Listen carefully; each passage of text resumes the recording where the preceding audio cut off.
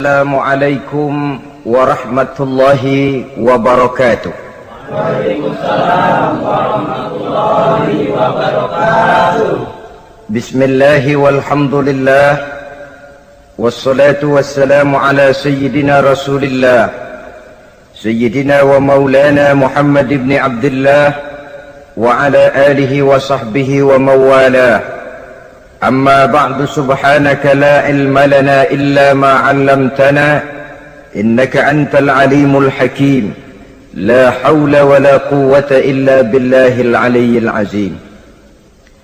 Saudara-saudara kaum muslimin rahimakumullah, satu-satunya manusia yang dalam Al-Quran sudah mendapat jaminan ampun dari seluruh dosa yang pernah dikerjakan cuma Rasulullah orangnya. Quran yang menjanjikan liyaghfira lakallahu ma taqaddama min dzambika wa ma ta'akhkhar. Wahai Muhammad, dosamu yang dahulu, dosamu yang sekarang, dosamu yang akan datang kalau memang ada, seluruhnya sudah mendapat jaminan ampun dari Allah Subhanahu wa taala. Orang yang nyata-nyata sudah mendapat jaminan ampun dari segala dosa ini, ibadahnya luar biasa. Luar biasa bagaimana? Sejarah menceritakan beliau kalau sholat malam sampai bengkak kakinya karena rajin sujud. Aisyah menceritakan, satu malam selesai sholat isya saya akan tidur. Saya lihat suami saya sedang sholat, maka saya pun tidur. Tengah malam saya terbangun dari tidur, saya lihat suami saya masih sholat juga. Saya tidur lagi. Menjelang sepertiga malam yang akhir saya bangun, saya lihat masih sholat juga. Saya hampiri beliau. Saya tanya setelah sholatnya usai, "Bang," kata Aisyah, "ada apa yang?" Kata baginda Rasul. Sebab beliau itu, jangan senyum kalau saya katakan yang di sini. Sebab beliau itu pandai sekali menyenangi hati istrinya. Panggilan kelihatannya sepele, tapi bisa menghidupkan keharmonisan dalam rumah tangga. Beliau apabila memanggil Siti Aisyah dengan kalimat Humaira, "Ya Humaira," wahai yang pipinya kemerah-merahan. Cantik sekali panggilannya untuk istrinya. Kita kadang-kadang terlalu jujur tapi nyakitin. Mentang-mentang bini hitam, kalau manggil bini hitam, sini lo. Jujur tapi nyakiti itu. Hadirin yang saya muliakan, baginda menjawab, "Ada apa ya? Abang ini kan dosanya sudah mendapat jaminan ampun dari Allah." "Iya, lalu gimana?" "Ya kalau ibadah jangan terlalu gitu-gitu benar, kenapa sih? Orang sudah dapat jaminan ampun itu kan mestinya tenang, aman. Ini malah seolah-olah beliau orang yang paling banyak mempunyai dosa. Tidak puas melaksanakan hanya sholat yang wajib ditambah dengan yang sunnah-sunnah. Tidak usah gitu-gitu bener lah bang, sudah dapat jaminan ampun ini." Terhadap usul istrinya ini, apa jawab beliau? Sederhana, tapi melambangkan sikap jiwa yang luhur. Beliau menjawab, "Aisyah, afala uhibbu an akuna abdan syakura."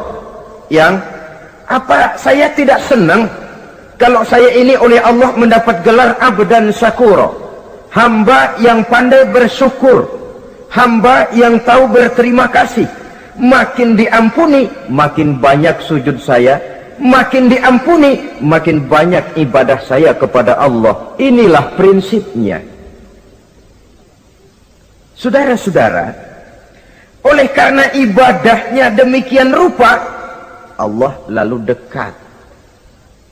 Oleh karena Allah dekat, perjuangan beliau itu, walaupun Quraisy melakukan segala macam cara dan usaha, mengeluarkan segala daya dan dana, kemampuan dan kekuasaan, tidak pernah berhasil mematahkan, walaupun berhasil menekan perjuangan baginda Rasulullah sallallahu alaihi wasallam. Coba kalau kita buka sejarah, beliau itu kan mulai berjuang sendiri, yang dihadapi masyarakat yang keras, kasar, brutal. 14 abad yang lalu, semenanjung Arabia terkenal sebagai masyarakat yang jahiliyah, di mana maksiat dan munkarat merajalela. Sembahan adalah berhala. Anak perempuan lahir dibunuh hidup-hidup. Itu zaman dulu, zaman sekarang pun tidak jauh bedanya. Malah kalau zaman dulu dikubur hidup-hidup, sekarang sebelum lahir sudah dibunuh. Yang namanya abortus itu. Kadang-kadang aneh, kita mengadakan operasi bersih, dilarang buang sampah sembarangan. Kalau sudah buang sampah saja tidak boleh sembarangan, tahu-tahu zaman sekarang ini bayi dibuang di tempat sampah. Bukan lagi kertas, bukan lagi kardus, bayi dibuang di comberan. Kan lebih sadis sebenarnya dari jahiliyah 14 abad yang lalu. Judi di zaman dulu 14 abad yang lalu merajalela, menyentuh segala lapisan masyarakat.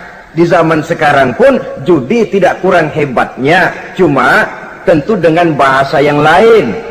Apalagi di zaman sekarang orang pandai menghaluskan bahasa, mensamarkan istilah. Judi disebut sumbangan umpamanya, sehingga orang lalu tidak terasa bermain judi, terasanya ikut nyumbang. Itu sekedar istilah yang merangsang orang sebenarnya. Masyarakat yang semacam ini yang dihadapi oleh baginda Rasul. Diangkat jadi Rasul umur 40 tahun lalu mulai berjuang. Mula-mula secara sembunyi dakwahnya itu. Dari pintu ke pintu, dari rumah ke rumah, dari orang ke orang. Hasilnya 3 tahun gerilya berdakwah, dapat pengikut tidak lebih 11 orang. Sudah tidak digaji, tidak dapat beras, hidup pun miskin. 3 tahun dakwah, dapat pengikut 11 orang. Ustadz mana zaman sekarang yang masih mau ngajar? Kalau 3 tahun buka pengajian, yang ngaji cuma 11, bubar. Kiai mana yang masih mau buka pondok? Kalau 3 tahun buka pesantren, santrinya cuma 11. Pemimpin mana yang masih mau kampanye? Kalau 3 tahun kampanye dapat pemilih cuma 11, bangkrut. Tapi tidak dengan Rasul. 3 tahun berlalu, turun perintah fasda bima tu'mar. Tidak usah berdakwah secara sembunyi, Muhammad sampaikan saja Islam secara terbuka. Mulailah beliau berdakwah secara terbuka, terang-terangan.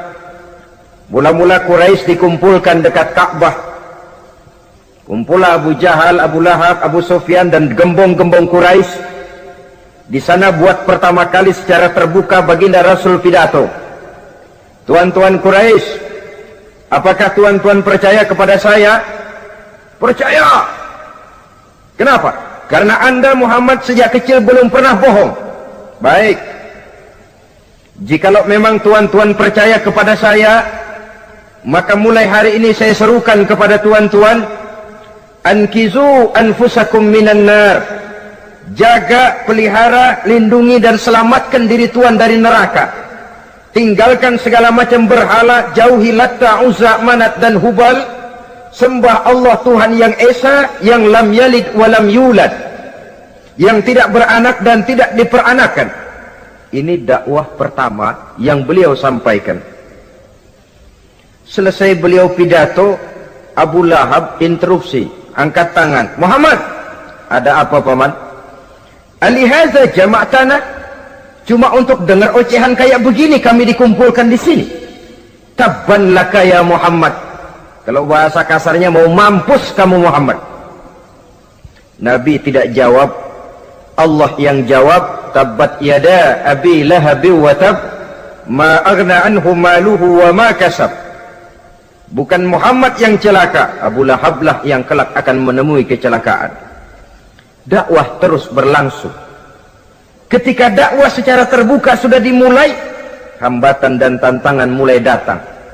Sejak dari teror mental sampai kepada teror fisik. Dan puncaknya terjadi pada saat beliau berumur 53 tahun, di mana Quraisy mengadakan rapat di satu rumah yang disebut Darul Arqam. Kumpulah di situ dedengkot Quraisy. Siapa lagi kalau bukan Abu Jahal, Abu Lahab? Mereka rapat. rapat pleno lengkap.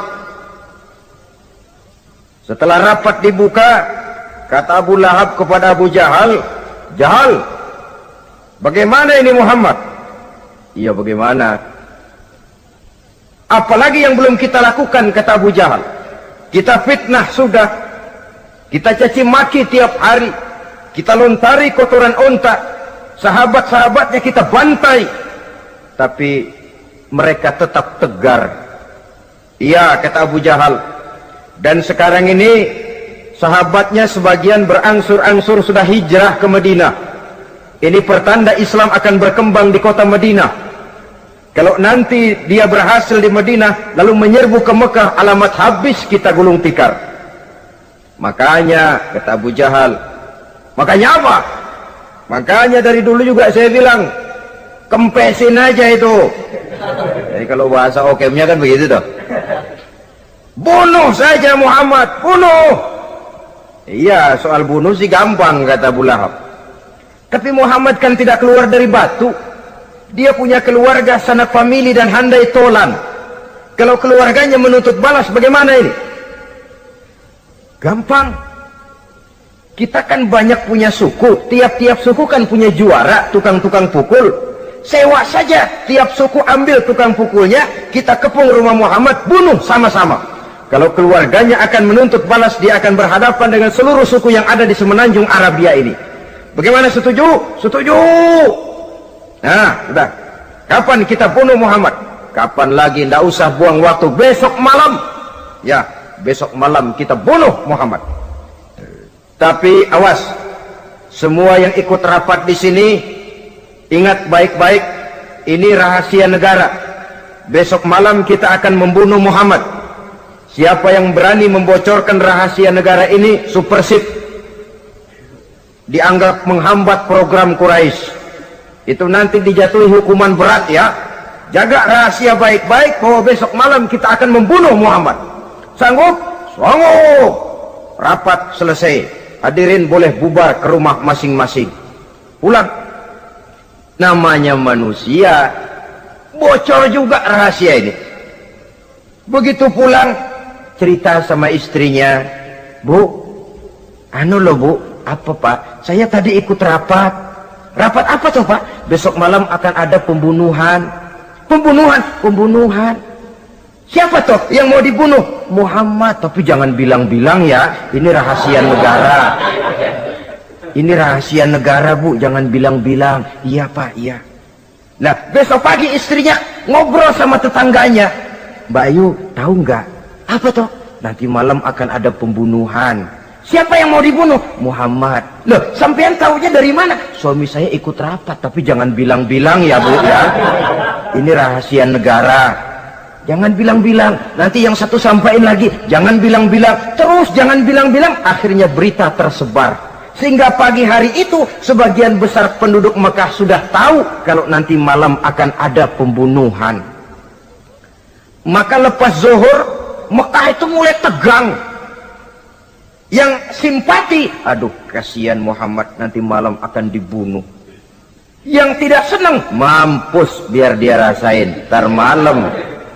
Saudara-saudara, begitu maghrib berbunyi sudah, udara mulai gelap, penduduk Mekah sudah kunci pintu seperti ada jam malam. Sepi, sesepi-sepinya. Tutup pintu, kunci, bukan tidur, ngintip dari dalam. Lepas jam 8 malam, makin tegang. Masing-masing penduduk ngintip dari pintunya. Sudah berangkat belum orang yang mau bunuh Muhammad? Sudah berangkat belum? Kira-kira jam 9 ini, tukang-tukang pukul lewat mau ngepung rumah Muhammad untuk membunuh beliau. Begitu masuk Mekah, penduduk sudah kunci pintu, tapi mereka tahu kalau semua ngintip. Wah, makin hebat ini yang pemuka Quraisy ini, tukang-tukang pukul ini. Jalannya dibuat gagah-gagah, barisnya dibuat hebat-hebat. Itu injekan tanahnya dalam baris dibuat kencang-kencang, brok, brok, brok, brok, kayak serdadu baris. Lewat dekat rumah penduduk pakai batuk lagi. Yang dari dalam ngintip makin ciut. Wah, ini dia yang mau bunuh Muhammad ini. Sampai di rumah Nabi, dikepung rumah Nabi, di pagar betis. Malam itu di dalam rumah cuma Nabi, Abu Bakar dan Ali bin Abi Thalib. Nabi tahu rumahnya dikepung. Lewat tengah malam beliau berkata, Abu Bakar, saya ya Rasul, mari kita berangkat hijrah. Baik ya Rasul. Ali, saya ya Rasul, kamu gantikan saya ya. Gantikan apa ya Rasul? Gantikan tidur di tempat tidur saya. Baik ya Rasul. Masya Allah, sekali menggantikan mati. Tidur di tempat tidur Rasul pada malam rumahnya dikepung, resikonya kan mati. Menggantikan mati. Lah kalau menggantikan lurah lumayan. Menggantikan mati. Dan Ali tahu persis resikonya. Dan beliau waktu itu masih muda dan beliau tidak nawar. Baik ya Rasul, saya akan tidur di sini, berangkatlah Tuhan.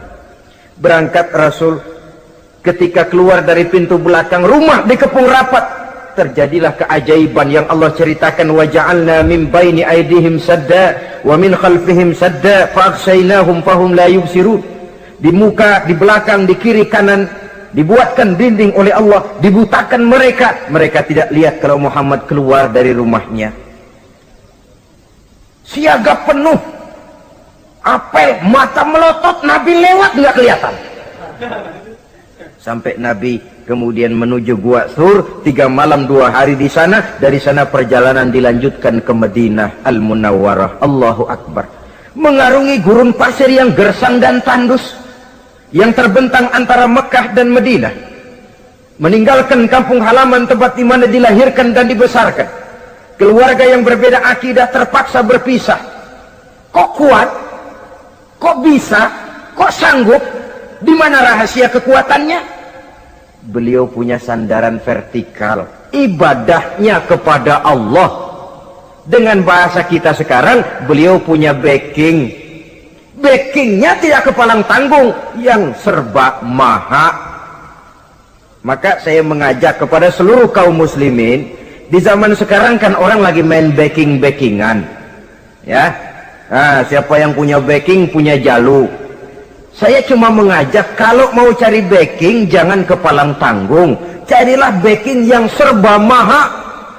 Maha gagah, maha tahu, maha adil, maha bijaksana, maha segala-galanya. Dan dialah Allah subhanahu wa ta'ala. Saudara punya backing kolonel, tanggung. Nanti dia pensiun habis. Yang kolonel saja tanggung, apalagi yang kopral. Kalau mau cari backing, carilah backing yang serba maha, Allah azza wa jalla. Caranya tentu dekat kepadanya. Untuk dekat kepadanya melalui jalur yang sudah diatur olehnya, melalui Rasulullah sallallahu alaihi wasallam, yaitu salat, ibadah. Makin tinggi nilai ibadah, makin dekat kita dengannya. Makin dekat dengannya, makin banyak fasilitas yang akan diberikan untuk kita. Saudara pegawai negeri ingin cepat naik golongan, itu caranya 2. Pertama, jam kantor disiplin. Jam 7 masuk, jam 3 pulang. Kalau belum jam pulang, jangan pulang. Yang kedua, tambahan di luar jam kantor, sering-sering datang ke rumah kepala bagian. Apa malam minggu, apa hari minggu, apa bawa jeruk, apa pisang Ambon, kan begitu toh. Ini nanti kan kepala bagian kan nilai. Karyawan saya yang satu ini jam kantornya disiplin, tambahan dia sering datang hari minggu di luar jam kantor bawa jeruk lagi. Ini mestinya belum naik, lah gua naikin dulu ke atas. Naik, saudara-saudara. Yang saya maksud apa? Itu zuhur, asar, maghrib, isya, subuh, jam kerja resmi itu. Jam kantor. Lah, ada kunjungan di luar jam kantor. Yang namanya tahajud, yang namanya hajat, yang namanya duha. Nanti kan Allah lihat, ini hambaku yang satu ini jam kantornya betul, zuhur, asar, maghrib, isya, subuhnya tepat. Tambahan di luar jam kantor, dia sering menghadap kepadaku. Nah, hambaku ini aku angkat kau maqamam mahmuda, ke satu tempat yang terpuji. Kalau Allah yang ngangkat, satu negara orang mau rendahkan kita, kita akan tetap tinggi. Kalau Allah mau rendahkan, satu negara mau angkat kita, kalau memang dasar mesti nyungsap ke bawah. Inilah perlunya sandaran vertikal. Inilah perlunya kita mempunyai backing hanya kepada Allah. Pada waktunya orang akan sampai ke titik jenuh. Dalam kesunyian orang sering mempertanyakan eksistensi diri, mulai mempertanyakan hakikat keberadaannya di tengah kesibukan bisnisnya, di tengah kesibukan kerja dari rapat ke rapat, dari kantor ke kantor, dari tender ke tender. Orang akan sampai kepada titik jenuh. Dikala itu dia memerlukan ketenangan, dikala itu dia memerlukan kedamaian, dikala itu dia mencari eksistensi diri. Sebenarnya hidup ini mau apa sih? Cuma sekedar menjalani hal-hal yang rutin saja, pergi pagi pulang sore, peras keringat banting tulang, atau ada tujuan yang lebih luhur daripada sekedar ini? Dikala itulah dia mulai mencari jalur untuk mendekatkan diri kepada Sang Pencipta. Dan tidak bisa ingin dekat dengan Allah saudara pakai aturan sendiri. Ingin dekat dengan gubernur harus ikut aturan yang ditetapkan oleh protokolnya gubernur. Ingin dekat dengan presiden, ya ikut jalur yang sudah disusun oleh protokolnya presiden. Ingin dekat dengan Allah, ya ikut jalur yang sudah diatur oleh Allah melalui Rasulnya. Apa itu? Ya diantaranya sholat, puasa, dan ketentuan-ketentuan ibadah yang lain. Tidak bisa dengan prinsip, yang penting kan hati baik, berjiwa bersih, akhlak luhur, tidak usah sholat kalau hati baik sudah dekat dengan Allah. Oh, alangkah enaknya kalau begitu. Kalau dengan itu bisa dekat dengan Allah, rasanya Nabi Muhammad yang paling dulu berhenti sembahyang. Kenapa? Beliau orang yang hatinya paling baik. Beliau orang yang budinya paling luhur. Kalau budi luhur dan hati baik sudah menjamin untuk dekat dengan Allah, Nabi dulu berhenti sholat. Nyatanya tidak. Beliau orang yang berbudi luhur, berakhlak baik, entoh ibadahnya demikian rupa. Dan beliau adalah standar untuk kita jadikan contoh dalam mengamalkan ajaran-ajaran agama di kehidupan kita ini. Saudara, itu tadi sepertiga waktu beliau untuk ibadah, untuk Allah. Sepertiga yang kedua dari waktu beliau adalah untuk tugas. Dalam hal ini, sebagai seorang Rasul, menyampaikan risalah Islam berhadapan dengan umat. Yang jadi soal ialah, apa modal utama beliau di dalam melaksanakan tugas? Dan ini nanti sebagai cerminan buat kita. Modal utamanya pertama adalah keteladanan, dan yang kedua adalah akhlak. Sekarang ini kita hampir nyaris mengalami berbagai macam krisis. Yang paling santer kita dengar adalah krisis wibawa. Ada pak guru dicegat muridnya di jalanan, dipukulin karena nggak naik kelas katanya. Nampaknya guru nggak lagi berwibawa. Di satu pihak mungkin karena si guru tidak bisa digugu dan ditiru. Di lain pihak juga murid tidak lagi mengenal arti rasa hormat kepada pak guru. Nah, kenapa krisis wibawa timbul? Karena tidak ada keteladanan. Adapun Rasul, wibawa beliau timbul di tengah umat karena keteladanan ini. Apapun yang beliau ajarkan kepada umat, beliau adalah pelaksana pertama. Dengan kata lain, satunya kata dan perbuatan. Ini yang sangat diperlukan di zaman kita sekarang. Bukan cuma sekedar simposium, muktamar, kongres, rapat besar dengan keputusan bertumpuk-tumpuk kertas di atas meja, tetapi tidak pernah terrealisir dalam kehidupan. Yang kita perlukan adalah satunya kata dan perbuatan, bahwa kalau itu yang diucapkan, itu yang diterapkan. Kalau itu yang diteorikan, itu yang dikerjakan. Keteladanan. Yang kedua, rahasia sukses beliau dalam melaksanakan tugas berhadapan dengan umat, akhlak. Beliau tidak menyampaikan Islam ini dengan kekerasan, tidak juga dengan bujuk rayu harta, tidak pula dengan menakut-nakuti orang. Belum pernah kita baca dalam sejarah beliau teriak-teriak, awas yang tidak masuk Islam dipecat jadi orang Arab. Tidak. Atau dengan bujuk rayu, ayo siapa masuk Islam super mie 2 bungkus? Tidak. Sebab kebenaran tidak bisa dipupuk dengan materi. Kebenaran adalah soal keyakinan, dan keyakinan adalah soal batin. Orang yang beragama karena tertarik kepada super mie, orang yang beragama karena tertarik kepada pakaian, kepada obat-obatan, nilai imannya dipupuk dengan materi. Dan usaha seperti itu sama saja dengan menegakkan benang basah. Dia percaya kepada sesuatu yang dia tidak mengerti. Dia yakin kepada sesuatu yang dia tidak tahu apa bentuk yang dia yakini itu. Alangkah malang dan kasihannya orang yang beragama seperti ini. Tidak demikian dengan Rasul. Islam ini adalah satu keyakinan. Keyakinan terhadap kebenaran hanya bisa ditegakkan dalam nurani manusia yang paling mendasar. Karena itu dia tidak bisa dipaksakan. Dan itu pula sebabnya Quran punya prinsip la ikraha fid din. Tidak ada paksaan dalam beragama. Mau Islam silahkan, tidak mau Islam silahkan. Allah tidak memaksa. Tapi ayat ini jangan disalah pakai.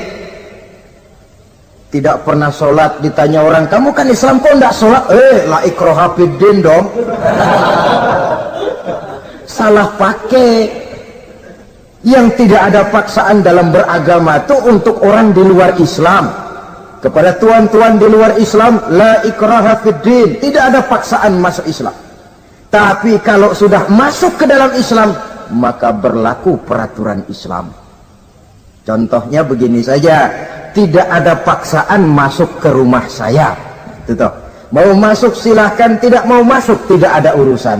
Tapi sekali saudara masuk ke rumah saya, saudara harus ikut tata tertib yang ada di dalam rumah saya. Kira-kira beragama itu begitu. Tidak ada paksaan masuk Islam. Tapi sekali saudara masuk Islam, maka berlaku peraturan Islam untuk kehidupan saudara. Jadi la ikraha fid din ini buat orang di luar garis. Allah tidak maksa-maksa orang mau masuk Islam, mau tidak. Silahkan saja. Tapi ketika orang mendapat hidayah, masuk ke dalam Islam, peraturan Islam berlaku dalam kehidupannya. Saudara hadirin, kaum muslimin rahimakumullah. Akhlak. Mari kita lihat lebih jauh bagaimana sih akhlak beliau yang mulia itu. Allahu Akbar. Kalau orang berakhlak kepada teman, itu sih biasa. Tapi berakhlak kepada musuh, ini yang luar biasa. Ini yang agaknya Allah saja memuji beliau. Wa innaka la'ala khuluqin azim. Engkau Muhammad benar-benar berada di atas budi pekerti yang luhur dan terpuji. Kalau saya baik kepada orang yang memang baik kepada saya, logis toh, wajar, memang harusnya. Tapi berbuat baik kepada orang yang jahat terhadap saya, ini yang tidak setiap orang bisa. Nah, sebab itu saya tidak ingin menceritakan akhlak beliau kepada sahabat, namanya juga kepada sahabat. Saya akan kutip beberapa riwayat yang menceritakan bagaimana akhlak beliau kepada orang yang nyata-nyata memusuhinya. Berbagai riwayat menceritakan bagaimana beliau ketika di Taif dilontari orang dengan batu, yang melontari beliau malah mendapat doa, Allahumma hdi qaumi fa innahum la ya'lamun.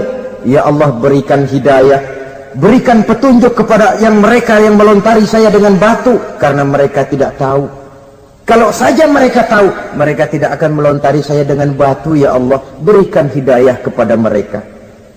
Padahal ketika itu malaikat Jibril menawarkan jasa. Muhammad, kalau kamu mau orang yang melontari kau dengan batu itu hancur, saat ini juga saya angkat Jabal Uhud, saya timpakan mereka biar mati semua. Mau Muhammad? Jangan Jibril, mereka tidak tahu. Kalau saja mereka tahu, mereka tidak akan melontari saya dengan batu. Lebih baik doakan mereka supaya mendapat hidayah dari Allah. Dalam kondisi kepepet, dilontari dengan batu, malaikat Jibril datang menawarkan jasa. Beliau lebih memilih mendoakan orang yang berbuat jahat itu. Ya Allah, bukan main. Umumnya kita kan kalau lagi kepepet ada yang nolongin, girang bener.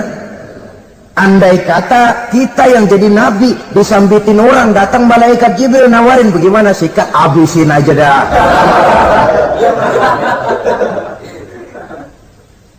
Ini akhlak kepada musuh.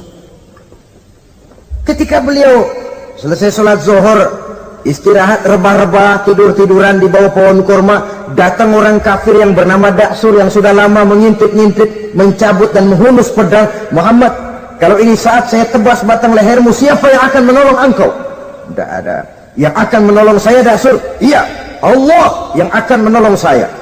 Mendengar Allah, Daksur gemetar, keringat dingin bercucuran, pedang jatuh ke bawah, diambil oleh Rasul pedangnya, dibalikan ke leher Daksur. Kalau sekarang saya yang tebas batang lehermu Daksur, siapa yang akan menolong kamu? Tidak ada ya Rasul, kecuali kalau kau mau memaafkan saya. Baik, ambillah kembali pedangmu, kau saya maafkan, dan jangan ulangi lagi perbuatan semacam ini. Lain saat beliau sedang tawaf, diikuti oleh seorang Quraisy kafir.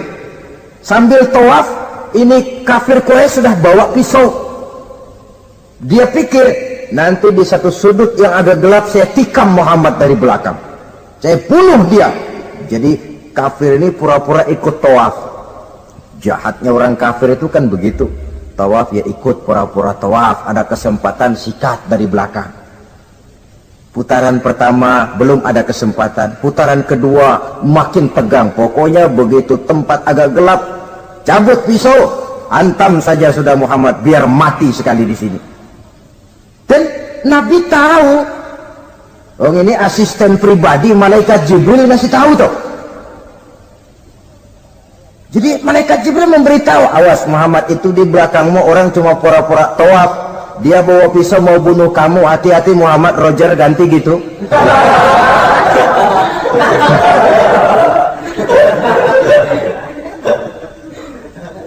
Tahu persis beliau. Sampai di satu sudut yang gelap, si kafir ini mencabut pisau. Nabi nengok ke belakang, menoleh Nabi. Begitu menoleh, Quraisy ini kan ketangkep basah, bahasa Arabnya yumsak mablul katanya, ketangkep basah, grogi, salah tingkah, garuk nggak gatel, kasihan melihatnya sudah. Ya namanya orang ketangkep basah itu, mau alasan apa? Nggak beralasan ya, harus merasa harus membela diri, gemetar nggak karu-karuan. Kata Nabi senyum. Mau apa, Mas? Anu Rasul, ini anu apa? Anu. Sudah, saya kan tahu kamu mau bunuh saya toh. Sudah, saya sudah tahu kok. Oh, kamu jangan pura-pura. Kamu kan mau bunuh saya kan? Terus terang saja. Iya Rasul, iya. Sekarang gimana? Enggak berani Rasul. Minta maaf saja. Ya kalau sudah kamu minta maaf begitu, sudah kamu pulang sana, jangan diulangi lagi ya. Begitu mudah beliau memaafkan orang yang nyata-nyata mau menghabisi nyawanya, sepanjang itu belum terwujud, sepanjang itu belum terbentuk dalam artian real. Sangat mudah beliau memaafkan orang. Saudara hadirin kaum muslimin rahimakumullah, pemaaf, lapang dada, toleransi, menghargai pendapat para sahabatnya, ini sederetan dari akhlak yang terpuji. Sehingga karena keluhuran akhlak inilah yang menyebabkan orang tertarik masuk ke dalam Islam. Beliau berprinsip apa? Basiru wala tunaffiru, yasiru wala tu'asiru. Gembirakan orang, jangan ditakut-takuti. Mudahkan persoalan orang, jangan dibikin sulit. Ini kan satu prinsip yang sangat baik dalam melaksanakan dakwah, dalam menyampaikan misi. Apapun tugas kita di masyarakat, sebagai pegawai pemerintahan, pejabat negara, pedagang, pengusaha, seniman, ustadz, mubaligh, kiai, ulama, dalam berbagai profesi, modal utama untuk sukses adalah akhlak. Sebab hati kita yang tahu cuma Allah. Orang lihat penampilan kita, orang lihat muka kita. Sebab itu Nabi katakan, innakum la tasa'una nasa bi amwalikum walakin yasa'uhum minhum bastul wajhi wa husnul khuluqi. Kamu tidak akan bisa menarik simpati orang banyak dengan hartamu, tapi bisa kau tarik simpati orang banyak dengan akhlak yang baik dan muka yang senyum, muka yang enak dilihat. Orang kadang sering bilang, dia mah biar mukanya begitu hatinya baik. Iya, soal hati kita nggak tahu. Yang kita lihat pertama muka. Bagaimana gue mau ikut dia, mukanya kayak batu kuburan. Kesan serem pertama itu kan sudah ada. Walaupun kadang-kadang hati memang baik, tapi hati itu kan urusan Allah. Yang kita lihat pertama muka. Ini barangkali nanti termasuk teori dalam psychology of salesman ya, bahwa sesuatu yang baik kalau dihidangkan dengan cara yang tidak baik, orang tidak akan tertarik. Lihat saja, orang sekarang ini kan entah makin lajunya dunia bisnis kita, masuk ke rumah-rumah kita cuma menawarkan air jahe, menawarkan sasa, menawarkan kecap bango, menawarkan barang-barang yang kelihatannya remeh. Ini kan termasuk psychology of salesman. Yang datang ya biasanya perempuan, wajahnya ya lumayan, paling kurang sedikit di atas 6 lah begitu. Lalu tutur katanya sopan, masuk ke rumah tidak sungkan, ada rasa familiar, rasa kekeluargaan, lalu datang. Taktik untuk menawarkan barang yang jadi merek dagangannya. Nah, Islam ini agama yang baik. Kalau disampaikan dengan cara yang tidak baik, sadis, memponis, orang akan lari dan jauh. Menyinggung, bukan menyentuh. Siapapun kalau tersinggung lari, tapi kalau tersentuh, dia akan mendekat. Apaan lo Islam bayang begitu? Mikirnya anak, gue sembayang diomelin, mendingan kagak sembayang sekalian ketahuan. Saudara hadirin yang saya muliakan, ini yang diberikan contoh oleh baginda Nabi.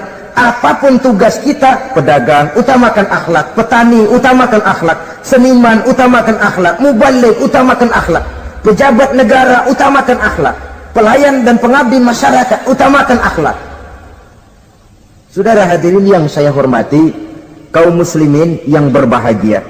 Jadi untuk sukses di masyarakat, untuk sukses di tempat tugas, modal utama adalah akhlak. Dan ini yang dicantikan contoh dari Nabi kita Muhammad sallallahu alaihi wasallam.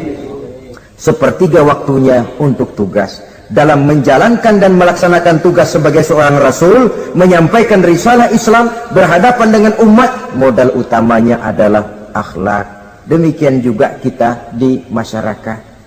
Dan akhlak itu memang harus dibiasakan sejak kita kecil, sehingga dengan demikian nilai-nilai yang baik akan terus terbawa sampai di hari tua kita. Saudara-saudara, rasanya kehancuran satu bangsa dimanapun di dunia ini selalu dimulai dengan kehancuran akhlak daripada bangsa itu sendiri. Dan kehancuran akhlak itu bisa saja terjadi di tengah kemakmuran ekonomi, di tengah maju dan canggihnya teknologi. Kapan? Apabila pegangan orang kepada agama sudah lemah dan rapuh. Kita tengok di negara-negara di sebelah barat kita, kemajuan teknologi yang tidak diimbangi dengan kuatnya pegangan orang kepada agama telah melahirkan budaya-budaya yang merendahkan martabat manusia. Lahirlah kebudayaan hippies, lahirlah kebudayaan nudis, hidup serba bosan dengan ini dan itu karena segalanya sudah dimiliki. Rumah mentereng, jumlah kendaraan sejumlah keluarga, kapal pesiar di laut mewah, pesawat udara punya, setelah ini punya, ini ada, semua ada, titik jenuh sampai. Mau apa semua ini? Akhirnya ingin hidup apa adanya, tidur di goa-goa, tidur di kaki-kaki gunung, tidur di hutan belantara, pakaian kumel. Itu hipis-hipis yang datang kemari, yang pakaiannya kumuh, tambelan, lepis belel, padahal di kantongnya cek, travel cek, dolar. Lain hipis kita, emang benar-benar gembel.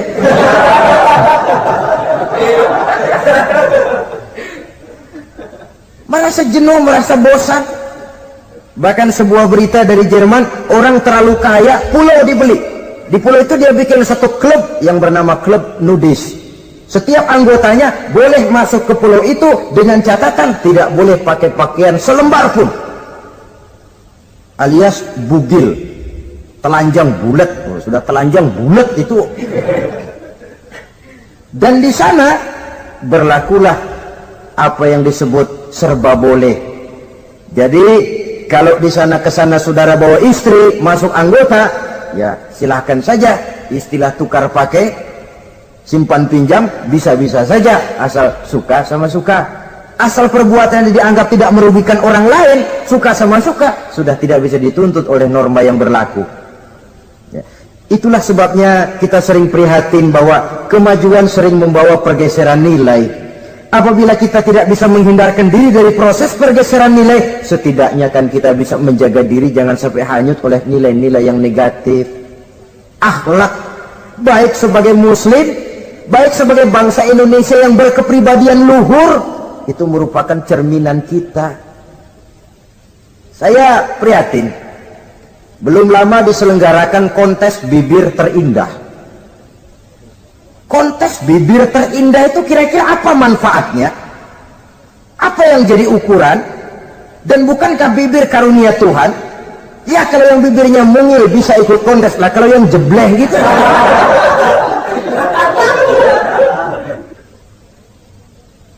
Kontes bibir terindah masih hangat dibicarakan orang. Sudah muncul lagi kontes betis terindah. Nah kalau sudah bicara soal betis ini, kan yang terbayang oleh kita kira-kira ukurannya apa? Yang diukur itu apanya ya? Ya tentu betisnya itu. Nah paling celaka kalau betis-betis yang ikut itu nanti jadi milik panitia semua kan. Yang tidak usah kita mengukur dengan kacamata agama, dengan budaya kita sebagai bangsa Indonesia yang berfalsafahkan Pancasila, rasanya mendengarnya saja kok sudah tidak sah gitu loh. Tidak pas untuk ukuran kita sebagai bangsa yang berfalsafahkan Pancasila.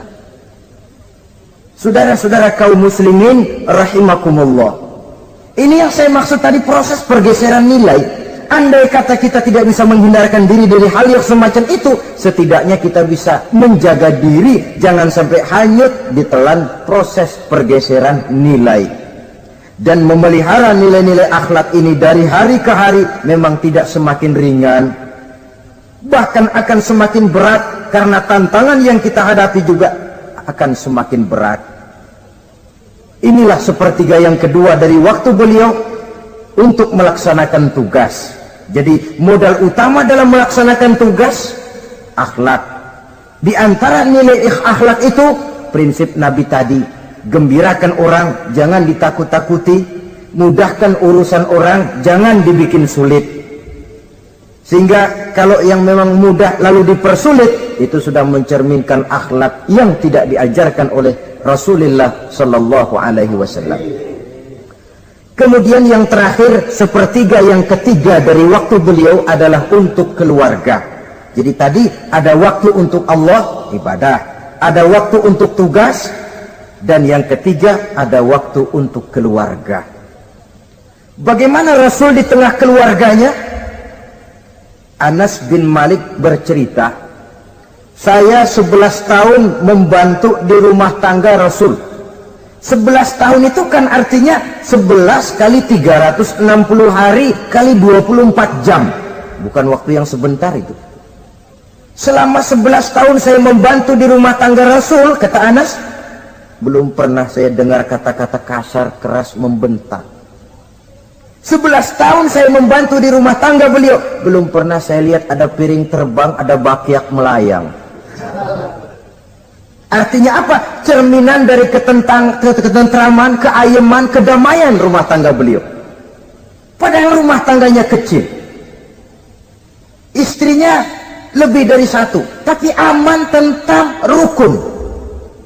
Kita kadang-kadang istri satu seminggu 7 hari, perang 6 hari. Cuma 1 hari gencatan senjata.